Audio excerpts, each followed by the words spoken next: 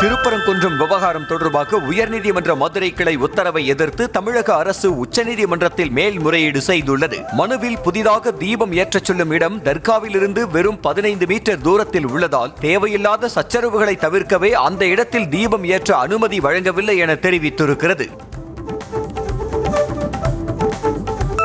திருப்பரங்குன்றம் மலை உச்சியில் தீபம் ஏற்றும் விவகாரம் தொடர்பாக உச்சநீதிமன்றத்தில் மனுதாரர் தரப்பில் கேவியட் மனு தாக்கல் செய்யப்பட்டுள்ளது. உயர்நீதிமன்ற மதுரை கிளை உத்தரவுக்கு எதிராக மேல்முறையீடு செய்யப்பட்டால் தங்கள் தரப்பை கேட்காமல் எந்த உத்தரவும் பிறப்பிக்க கூடாது என கோரிக்கை விடுக்கப்பட்டுள்ளது. நீதிமன்ற தீர்ப்புகளுக்கு அப்பாற்பட்டதாக தன்னை நினைத்துக் கொண்டிருக்கிறதா திமுக அரசு என எதிர்க்கட்சித் தலைவர் எடப்பாடி பழனிசாமி கேள்வி எழுப்பியுள்ளார். திருப்பரங்குன்றம் விவகாரத்தை வேண்டுமென்றே பெரிதாக்கி தமிழ்நாட்டின் மத நல்லிணக்கத்தை சிதைக்கும் நோக்கில் தேர்தல் அரசியல் ஆதாயத்திற்காக குளிர்காய துடிப்பது தெள்ள தெளிவாகிறது என தெரிவித்துள்ளார். கடந்த 2 நாட்களாக தேவையில்லாத பதற்றத்தை உண்டாக்க கபட நாடகம் ஆடியதாக தமிழக அரசுக்கு எதிர்க்கட்சித் தலைவர் எடப்பாடி பழனிசாமி கண்டனம் தெரிவித்துள்ளார். திருப்பரங்குன்றம் மலை உச்சியில் தீபத்தூணில் தீபம் ஏற்றுவது தொடர்பாக உயர்நீதிமன்ற தனி நீதிபதி தீர்ப்பை அரசு செயல்படுத்த தவறியதாக குற்றம் சாட்டியுள்ளார். திருப்பரங்குன்றத்தில் தேவையில்லாத பதற்றத்தை அரசு உருவாக்கியதாக தமிழக பாஜக தலைவர் நயினார் நாகேந்திரன் குற்றம் சாட்டியுள்ளார். அனைத்து வழக்குகளிலும் நீதிமன்றத்தில் தமிழ்நாடு அரசு குட்டு வாங்குவதாகவும் அவர் விமர்சித்துள்ளார். மதுரை திருப்பரங்குன்றத்தில் போலீசாரை கண்டித்து போராட்டத்தில் ஈடுபட்ட பாஜக மாநில தலைவர் நயினார் நாகேந்திரன் உட்பட 300க்கும் மேற்பட்டோர் கைது செய்யப்பட்டனர். தமிழக அரசின் மேல்முறையீட்டு மனு தள்ளுபடி செய்யப்பட்டதை தொடர்ந்து நயினார் நாகேந்திரன் உள்ளிட்டோர் மலை மீது கார்த்திகை தீபம் ஏற்றச் சென்றனர். கைது செய்யப்பட்ட அனைவரும் இரவு விடுவிக்கப்பட்டனர். மதங்களை கடந்து உறவுகளாய் வாழ்ந்து வரும் தமிழ்நாட்டு மக்களிடம் உங்களின் தகிடு தத்தம் எதுவும் எடுபடாது என இபிஎஸ்க்கு அமைச்சர் ரகுபதி அறிவுறுத்தியுள்ளார். எதிரிகளுக்கும் துரோகிகளுக்கும் தமிழ்நாட்டு மக்கள் தக்க பாடம் புகட்டுவார்கள் எனவும் அவர் எச்சரிக்கை விடுத்தார். அமைதி பூங்காவான தமிழ்நாட்டில் கலவரம் செய்ய துடிக்கும் கயவர்களுக்கு துணை போய் நிற்பது வெட்கக்கேடு என எதிர்க்கட்சித் தலைவர் எடப்பாடி பழனிசாமிக்கு அமைச்சர் ரகுபதி பதிலடி கொடுத்துள்ளார். மத பிரிவினைவாத சக்திகள் அடிமை கைக்கூலிகள் எவ்வளவு முயன்றாலும் தமிழ்நாட்டின் அமைதியை சீர்குலைக்க முடியாது என அவர் திட்டவட்டமாக தெரிவித்தார். அரசுமுறை பயணமாக டெல்லி வந்த ரஷ்ய அதிபர் விளாடிமிர் புட்டினுக்கு பிரதமர் மோடி தலைமையில் சிவப்பு கம்பள வரவேற்பு அளிக்கப்பட்டது. அப்போது புட்டினை பிரதமர் மோடி ஆற தழுவி வரவேற்றார். இதனைத் தொடர்ந்து புட்டினுக்கு ஆயுதப்படை வீரர்கள் அணிவகுப்பு மரியாதை அளித்தனர். பின்னர் பாரம்பரிய கலை நிகழ்ச்சிகளுடன் கூடிய வரவேற்பு அளிக்கப்பட்டது. டெல்லியில் உள்ள பிரதமர் மோடியின் இல்லத்தில் அதிபர் புட்டினுக்கு இரவு விருந்து பரிமாறப்பட்டது. 3 மணி நேரத்திற்கு மேலாக நடைபெற்ற விருந்தில் இருவரும் அளவலாவியதாக தகவல் வெளியாகியுள்ளது. இந்நிகழ்வில் ரஷ்ய அதிபர் புட்டினுக்கு ரஷ்ய மொழியில் மொழிபெயர்க்கப்பட்ட பகவத்கீதை பிரதமர் மோடி பரிசாக வழங்கினார். டெல்லியில் இன்று நடைபெறும் இந்தியா ரஷ்யா வருடாந்திர மாநாட்டில் அதிபர் புட்டின் பங்கேற்கிறார். இரு நாடுகளின் தலைவர்கள் பிரதிநிதிகள் பங்கேற்கும் 23வது மாநாட்டில் இந்தியாவும் ரஷ்யாவும் பல ஒப்பந்தங்களில் கையெழுத்திடலாம் என எதிர்பார்க்கப்படுகிறது. முக்கியமாக S-400 வான் பாதுகாப்பு அமைப்புகளை ரஷ்யா கூடுதலாக வழங்கக்கூடும் என கூறப்படுகிறது.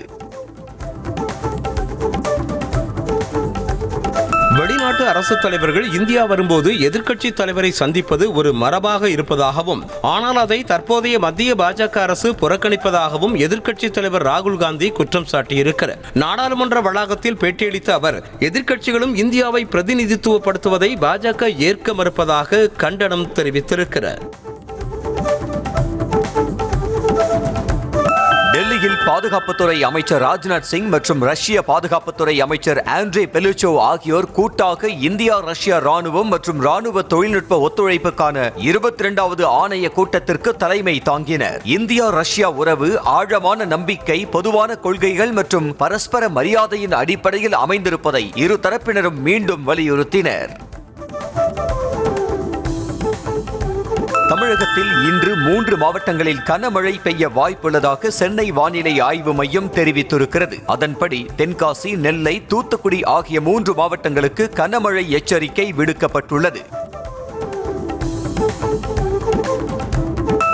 பாஜக முன்னாள் தலைவர் அண்ணாமலை டெல்லியில் மத்திய உள்துறை அமைச்சர் அமித்ஷாவை சந்தித்து பேசினார். கிருஷ்ணன் மேனன் சாலையில் உள்ள அமித்ஷா வீட்டில் இந்த சந்திப்பு நடந்தது. தேசிய தலைவர் ஜே.பி. நட்டா, அமைப்பு செயலாளர் பி.எல். சந்தோஷ் உடனிருந்தனர். சந்திப்பின் போது தமிழ்நாடு அரசியல் நிலவரம், கூட்டணி பேச்சுவார்த்தை உள்ளிட்ட விவரங்கள் குறித்து பேசியதாக கூறப்படுகிறது. அதிமுக முன்னாள் அமைச்சர் தங்கமணி திமுகவில் இணையப் போவதாக தகவல் பரவிய நிலையில் நாமக்கல் மாவட்டம் பள்ளிப்பாளையத்தில் அமைச்சர் முத்துச்சாமியும் தங்கமணியும் கோவிலில் சந்தித்து பேசிக் கொண்டது அரசியல் பரபரப்பை ஏற்படுத்தியது. ஆனால் சந்திப்பு குறித்து பேசிய தங்கமணி, சாகும் வரை அதிமுகவில் தான் இருப்பேன் என்றும் யாரோ ஆகாத சிலர் வதந்திகளை பரப்புவதாக விளக்கம் அளித்தார். புதுச்சேரியில் தவிக தலைவர் விஜய் பொதுக்கூட்டம் நடத்த அனுமதி கோரிய இடத்தை டிஐஜி சத்தியசுந்தரம் நேரில் ஆய்வு செய்தார். ரோட் ஷோவுக்கு போலீசார் அனுமதி மறுத்த நிலையில் உப்பளம் பழைய துறைமுகம் பகுதியில் உள்ள எக்ஸ்போ மைதானத்தில் பொதுக்கூட்டம் நடத்த அனுமதி கோரி மனு அளிக்கப்பட்டது. இதனிடையே விஜய் பொதுக்கூட்டம் நடத்த அனுமதி கோரிய இடம் தொடர்பான கழுகு பார்வை காட்சி வெளியாகியுள்ளது. சென்னையிலிருந்து கோவை, டெல்லி, மும்பை உள்ளிட்ட இடங்களுக்கு செல்லக்கூடிய இண்டிகோ விமானங்கள் திடீரென ரத்து செய்யப்பட்டதால் பயணிகள் விமான நிறுவன ஊழியர்களிடம் கடும் வாக்குவாதத்தில் ஈடுபட்டனர். விமான நிர்வாக பிரச்சனை, விமானி மற்றும் பணிப்பெண்கள் பற்றாக்குறை காரணமாக சென்னையிலிருந்து செல்லக்கூடிய 24 விமானங்களும் மற்ற இடங்களிலிருந்து வரக்கூடிய 24 விமான சேவைகளும் ரத்து செய்யப்பட்டன. தமிழகத்தில் வாக்காளர் பட்டியல் திருத்த பணிகளின் மூலமாக 40 முதல் 50 லட்சம் பேர் வாக்காளர் பட்டியலில் இருந்து நீக்கப்பட வாய்ப்புள்ளதாக தகவல் வெளியாகியுள்ளது. தொடர்பு கொள்ளவே முடியாத நிலையில் இருக்கும் சுமார் 9 லட்சம் பேர் வரும் 11ஆம் தேதிக்குள் விண்ணப்பிக்க வேண்டும் என்று அறிவுறுத்தப்பட்டுள்ளது. எஸ்ஐஆர் மூலம் சென்னையில் 10,40,000க்கும் மேற்பட்டவர்களின் பெயர்கள் நீக்க வாய்ப்புள்ளதாக தகவல் வெளியாகியுள்ளது. சென்னை மாவட்டத்தில் உள்ள 16 சட்டமன்ற தொகுதிகளில் தற்போது 40,15,000 வாக்காளர்கள் உள்ள நிலையில் உயிரிழந்தவர்கள், தொடர்பு கொள்ள முடியாதவர்கள், நிரந்தரமாக இடம்பெயர்ந்தவர்கள், 2 இடங்களில் வாக்குரிமை கொண்டவர்கள் எஸ்ஐஆர் நடவடிக்கை மூலம் நீக்கப்பட உள்ளதாக கூறப்படுகிறது. கரூர் கூட்ட நெரிசல் விவகாரத்தில் 2வது நாளாக ஆஜரான மாவட்ட ஆட்சியர், அரசு மருத்துவர்கள், காவல்துறை அதிகாரிகள் உள்ளிட்டோரிடம் சிபிஐ விசாரணை நிறைவடைந்தது. தவிக தலைவர் விஜய் பிரச்சாரத்தின் போது கூட்ட நெரிசலில் சிக்கி 41 பேர் உயிரிழந்த விவகாரம் தொடர்பாக சிபிஐ அதிகாரிகள் விசாரணை நடத்தி வருகின்றனர். 2வது நாளாக ஆட்சியர் தங்கவேல் உள்ளிட்ட 12 பேர் ஆஜராகினர். டெல்லியில் தேர்தல் ஆணையத்தை கண்டித்து பாமக நிறுவனர் ராமதாஸ் ஆதரவாளர்கள் நடத்திய ஆர்ப்பாட்டத்தில் வடமாநிலத்தவர் பங்கேற்றதாக விமர்சனம் எழுந்துள்ளது. தமிழ்நாட்டிலிருந்து 30 பேர் வரையே சென்றதாக கூறப்படும் நிலையில் தலா 500 ரூபாய் கொடுத்து வடமாநிலத்தவரை வரவழைத்து அடையாளம் தெரியாமல் இருக்க ராமதாஸின் உருவப்பட முகமூடியை அணிவித்ததாக கூறப்படுகிறது.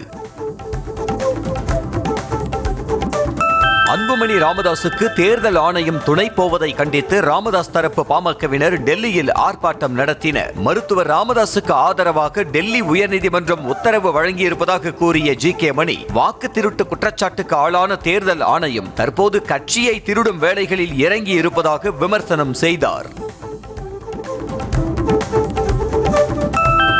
தமிழகத்தில் பழனி, திருச்செந்தூர் போன்ற பெரிய கோவில்களின் கணக்கு தணிக்கையின் முழு விவரங்களை 2 வாரத்திற்குள் இணையத்தில் பதிவேற்றம் செய்ய தமிழ்நாடு அரசுக்கு சென்னை உயர்நீதிமன்றம் உத்தரவிட்டுள்ளது. அனைத்து கோவில்களின் வருடாந்திர வருவாய், செலவினங்கள் தொடர்பான கணக்குகளை இந்து அறநிலையத்துறை இணையதளத்தில் பதிவேற்றம் செய்ய உத்தரவிடக் கோரி ரமேஷ் என்பவர் வழக்கு தொடர்ந்தார். சேலம் மேட்டூர் அணையில் காவிரி மேலாண்மை வாரிய தலைவர் எஸ்.கே. ஹல்தர் தலைமையிலான 4 பேர் கொண்ட குழுவினர் ஆய்வு மேற்கொண்டனர். கவர்னர் பாயிண்ட், இடது கரை, வலது கரை, 16 கண் மதகு, அணையின் மையப்பகுதி உள்ளிட்ட இடங்களில் ஆய்வு செய்த குழுவினர் அணையின் இடது கரையில் நடைபெற்று வரும் பராமரிப்பு பணிகளையும் பார்வையிட்டனர். நெசவாளர் கூட்டுறவு சங்கங்களை அழிக்க முயற்சிப்பதாக தமிழ்நாடு அரசு மீது எதிர்க்கட்சித் தலைவர் எடப்பாடி பழனிசாமி குற்றம் சாட்டியுள்ளார். 2026ஆம் ஆண்டு விலையில்லா வேட்டி நெய்வதற்கு கூட்டுறவு நூற்பாலைகளிலிருந்து தரமற்ற பாவு நூலை வழங்கியதாக அவர் கண்டனம் தெரிவித்தார்.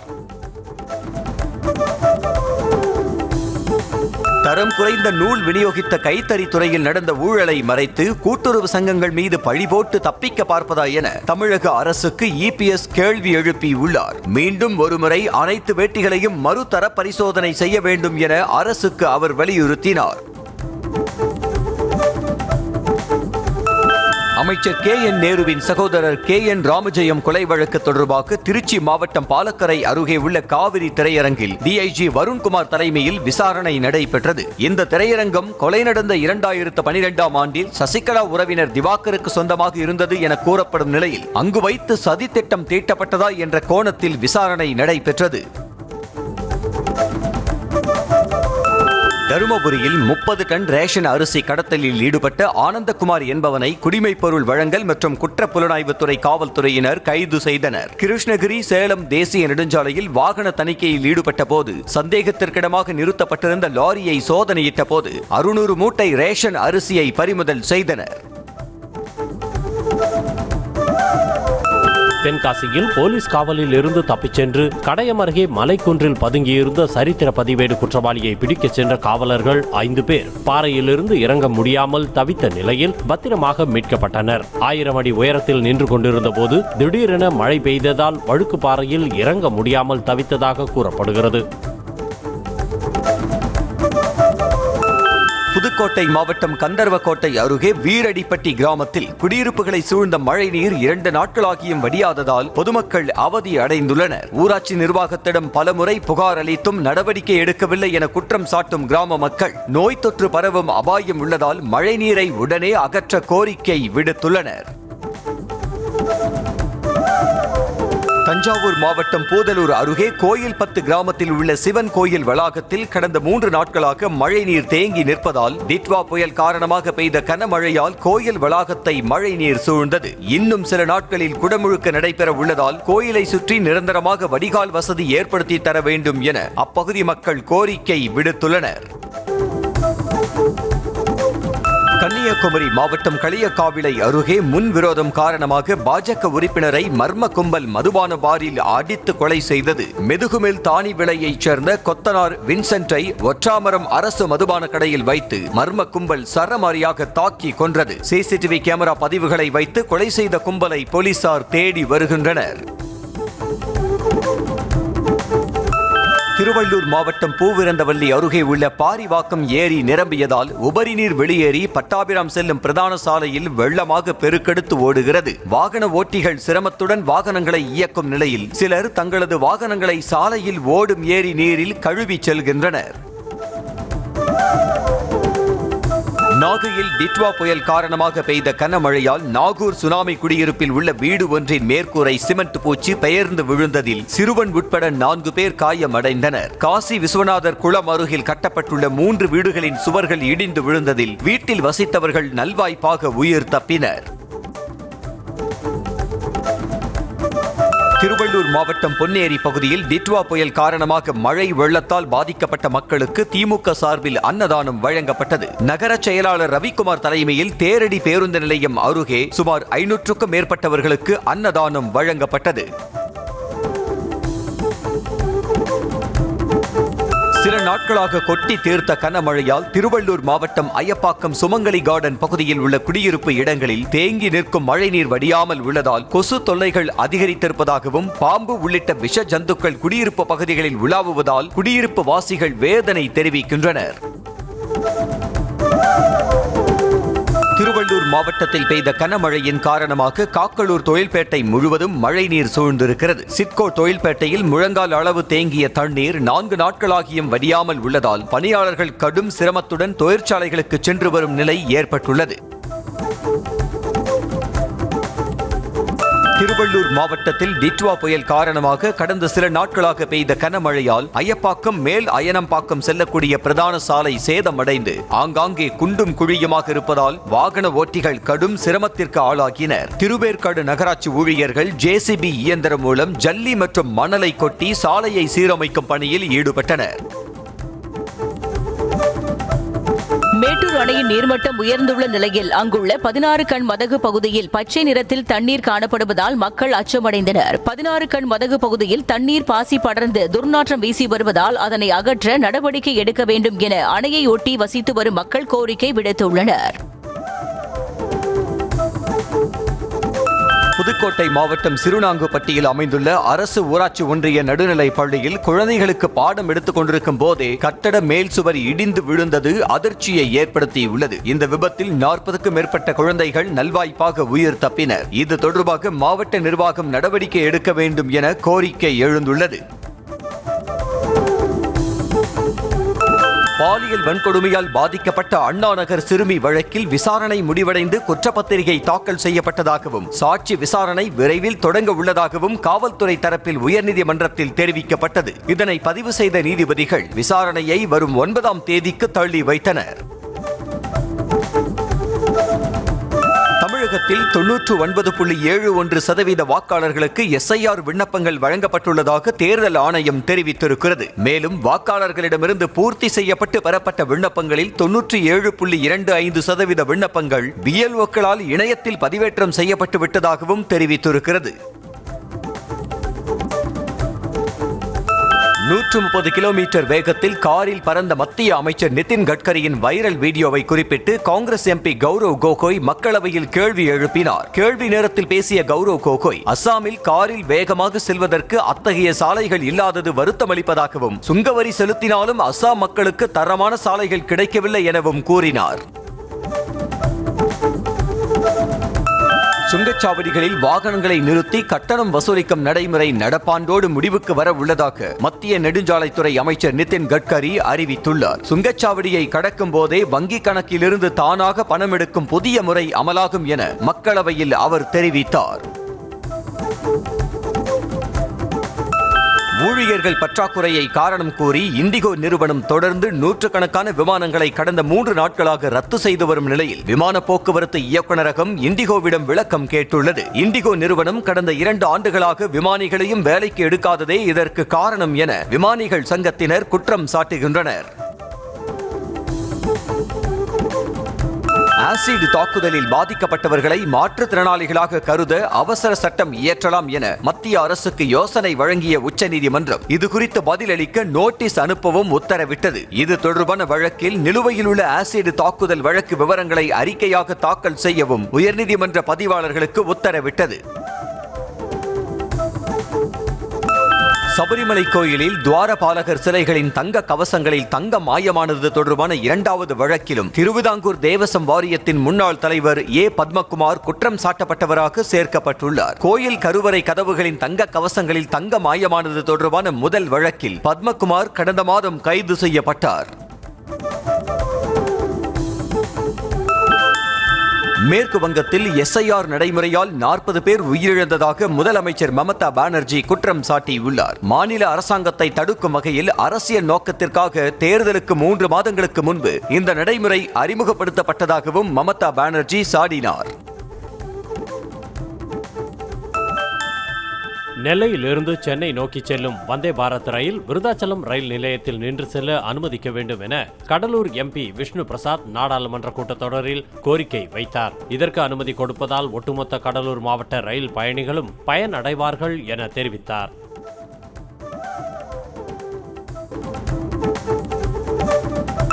சென்னை வியாசர்பாடி பொன்னப்பன் தெருவில் 3 நாட்களாக மின்சாரம் இல்லாமல் அவதிப்படுவதாக மின்வாரிய அதிகாரியை முற்றுகையிட்டு பொதுமக்கள் வாக்குவாதத்தில் ஈடுபட்டனர். பலமுறை புகார் அளித்தும் நடவடிக்கை இல்லை என குற்றம் சாட்டி சாலை மறியலில் ஈடுபட முயன்றவர்களிடம் போலீசார் பேச்சுவார்த்தை நடத்திய நிலையில் உடனடியாக சீரமைப்பு பணி தொடங்கியது.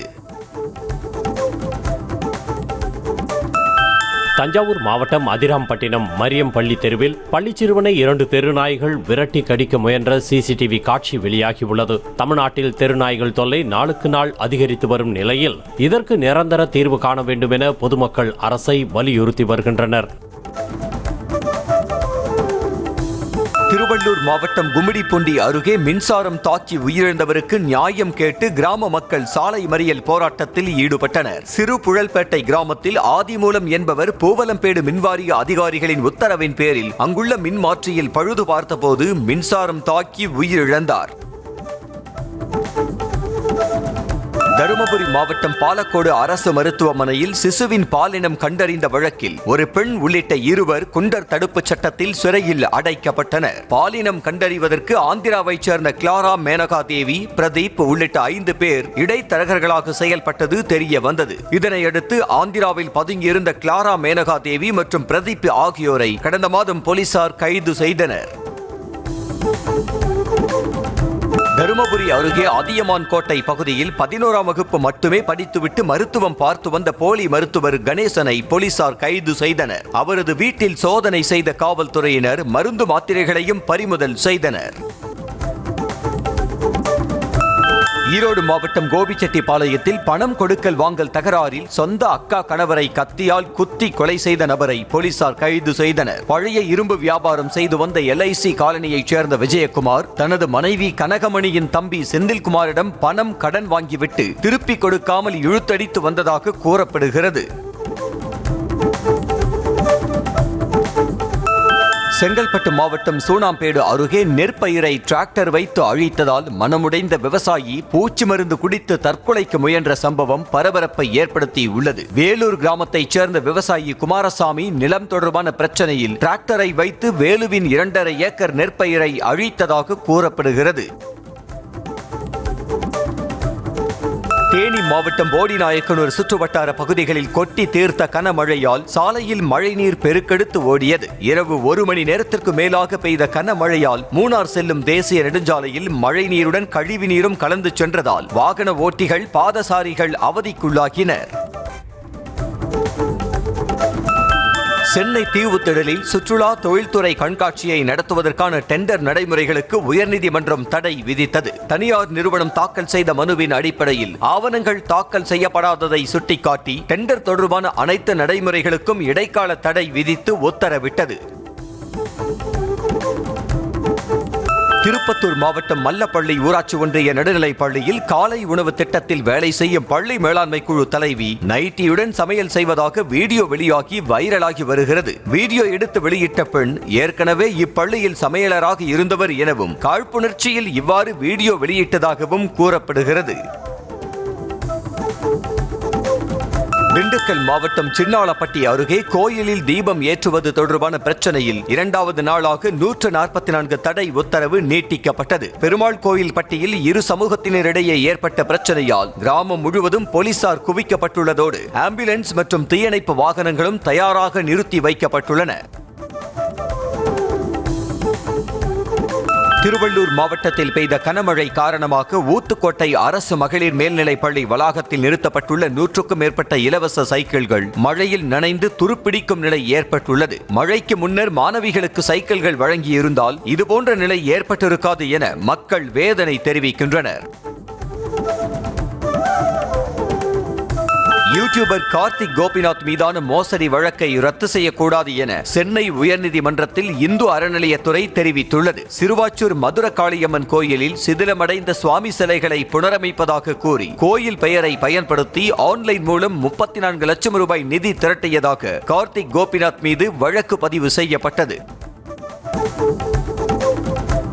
தூத்துக்குடி மாவட்டம் இடையர்காட்டில் இறைச்சி கடை உரிமையாளர் முத்துச்செல்வன் தனது உதவியாளருடன் சேர்ந்து சாலையோரத்தில் படுத்திருந்த பசுமாட்டை திருடிச் செல்லும் CCTV காட்சி வெளியாகியது. இது தொடர்பாக மாட்டின் உரிமையாளர் பிரபாகரன் அளித்த புகாரின் மீது போலீசார் நடவடிக்கை எடுக்கவில்லை என கூறி மாவட்ட SP அலுவலகத்தில் CCTV காட்சி ஆதாரத்துடன் புகார் அளித்தார். செங்கல்பட்டு மாவட்டம் மறைமலை நகரில் பாதாள சாக்கடை திட்டத்திற்காக தோண்டப்பட்ட பள்ளங்கள் சரியாக மூடாததால் அடிக்கடி விபத்து ஏற்படுவதாக கூறி அதிமுக கவுன்சிலர்கள் நகர்மன்ற கூட்டத்தில் இருந்து வெளிநடப்பு செய்தனர். திமுக நகர்மன்ற தலைவர் சண்முகம் தலைமையில் நடைபெற்ற கூட்டத்தில் பங்கேற்ற அதிமுக கவுன்சிலர்கள் நகராட்சி பகுதியில் உள்ள டாஸ்மாக் கடையை மூட வேண்டும் என கோரிக்கை விடுத்தனர். சீனாவின் ஜின்ஜியாங் பகுதியில் நேற்று ஏற்பட்ட சக்தி வாய்ந்த நிலநடுக்கம் ரிக்டர் அளவில் 6.2 பதிவாகியுள்ளது. உரும்கி உள்ளிட்ட பகுதிகள் முழுவதும் அதிர்வு உணரப்பட்டது. கட்டடங்கள் குலுங்கியதாலும் அலமாரிகளில் இருந்து பொருட்கள் விழுந்ததாலும் அங்குள்ள மக்கள் அச்சத்துடன் வெளியேறினர். இந்த நிலநடுக்கத்தால் உயிரிழப்பு, பொருள் சேதங்கள் குறித்து உடனடி தகவல்கள் வெளியாகவில்லை. போலந்தின் கிராகோவ் நகரத்தில் பாரம்பரிய கிறிஸ்துமஸ் குடில் போட்டி நடைபெற்றது. இதில் ஆர்வமுடன் கலந்து கொண்ட பொதுமக்கள் வீட்டில் தயாரிக்கப்பட்ட கிறிஸ்துமஸ் குடிகளை காட்சிப்படுத்தினர். போலந்து நகரத்தின் வரலாற்று கட்டடங்களின் மாதிரிகளை இயேசுவின் பிறப்பின் குடிலாக உருவாக்கி மக்கள் அசத்தினர். பாகிஸ்தானின் கலாச்சார தலைநகரான லாகூரில் நேற்றிரவு வானியல் ஆர்வலர்கள், மாணவர்கள் மற்றும் பொதுமக்கள் ஒன்று கூடி நடப்பாண்டின் இறுதி சூப்பர் மூனை கண்டுகளித்தனர். பொதுவாக ஒரு வருடத்தில் 3 முதல் 4 சூப்பர் மூன்கள் ஏற்படும் என்றும் இது பாகிஸ்தான் விண்வெளி மற்றும் மேல் வளிமண்டல ஆராய்ச்சி ஆணையம் படி இந்த ஆண்டின் 3வது மற்றும் கடைசி சூப்பர் மூன் என்று தெரிவிக்கப்பட்டுள்ளது.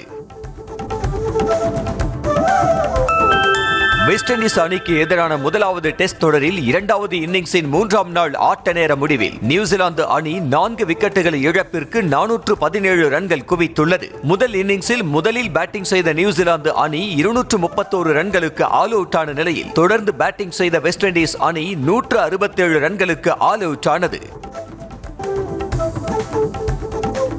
ஐசிசியின் ஒருநாள் கிரிக்கெட் பேட்ஸ்மேன்கள் தரவரிசை பட்டியலில் ரோஹித் சர்மா தொடர்ந்து முதலிடத்தில் உள்ளார். தென்னாப்பிரிக்காவிற்கு எதிரான முதல் ஒருநாள் போட்டியில் சதம் விளாசியதன் காரணமாக விராட் கோலி ஒரு இடம் முன்னேறி 4வது இடத்தை பிடித்திருக்கிறார். இதனால் சுப்மன் கில் ஒரு இடம் சரிந்து 5வது இடத்திற்கு இறங்கியிருக்கிறார். பாலிவுட் பிரபலங்கள் ஷாருக் கான் மற்றும் கஜோல் இணைந்து நடித்து கடந்த 1995ஆம் ஆண்டு வெளியான தில்வாலே துல்கானியா லே ஜாயங்கே திரைப்படம் 30 ஆண்டுகளை நிறைவு செய்திருக்கிறது. இதனை கொண்டாடும் வகையில் லண்டனில் உள்ள லெய்செஸ்டர் சதுக்கத்தில் ஷாருக் கான் மற்றும் கஜோலின் வெண்கல சிலைகள் அமைக்கப்பட்ட நிலையில் அதனை இருவரும் இணைந்து திறந்து வைத்தனர்.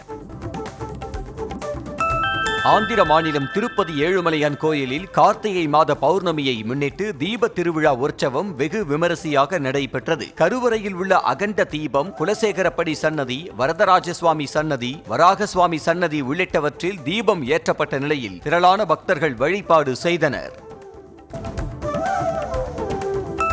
தஞ்சை மாவட்டம் கும்பகோணம் அருகே உள்ள சுவாமிநாத சுவாமி திருக்கோயிலில் கார்த்திகை மாத பௌர்ணமி கிரிவலம் விமரிசையாக நடைபெற்றது. கோவிலில் கிரிவல வேல் வழிபாடு நிறைவடைந்த நிலையில் ஒட்டகம், நாட்டிய குதிரை, யானை முன் செல்ல திரளான பக்தர்கள் கிரிவலமாக சென்று சுவாமியை வழிபாடு செய்தனர். திருச்சி சமயபுரம் மாரியம்மன் திருக்கோயிலில் கார்த்திகை மாத பௌர்ணமியை ஒட்டி 108 திருவிளக்கு பூசை நடைபெற்றது. சிறப்பு அலங்காரத்தில் எழுந்தருளிய உற்சவர் மாரியம்மனுக்கு பெண்கள் விளக்கேற்றி மலர்களால் அர்ச்சித்து வழிபாடு செய்தனர். புதுக்கோட்டை மாவட்டம் அன்னவாசல் அருகே ஆண்டவர்கள் மெய் மதத்தினர் கார்த்திகை தீப திருவிழாவை விமரிசையாக கொண்டாடினர். கோயில் வளாகம் முழுவதும் தீபங்கள் ஏற்றிய பக்தர்கள் அதனை சுற்றி வந்து சபை கரசரிடம் ஆசி பெற்றனர். இதில் திரளான மெய் வழிச்சாலையினர் கலந்து கொண்டு வழிபாடு செய்தனர். கார்த்திகை மாத பௌர்ணமியை ஒட்டி திருச்செந்தூர் சுப்பிரமணிய சுவாமி கோயில் கடற்கரையில் பெண்கள் தீபமேற்றி நிலவை வழிபட்டனர். பௌர்ணமியை ஒட்டி கோவில் நடை அதிகாலை 5 மணிக்கு திறக்கப்பட்டு 5:30 மணிக்கு விஸ்வரூப தீபாராதனையும் 6 மணிக்கு உதய மார்த்தாண்ட அபிஷேகமும் நடைபெற்றது.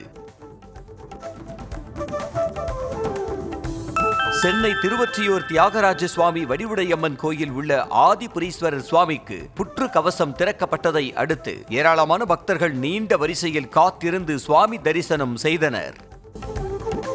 கார்த்திகை மாத பௌர்ணமியை முன்னிட்டு திருவண்ணாமலை அருணாச்சலேஸ்வரர் திருக்கோயிலில் 48 மணி நேரத்திற்கு மேலாக திரளான பக்தர்கள் கிரிவலம் மேற்கொண்டனர். தீப திருவிழாவை முன்னிட்டு அருணாச்சலேஸ்வரர் கோயிலில் 2668 அடி உயரமுள்ள மலை உச்சியில் மகா தீபம் ஏற்றப்பட்டதை தொடர்ந்து பக்தர்கள் கிரிவலம் தொடங்கினர்.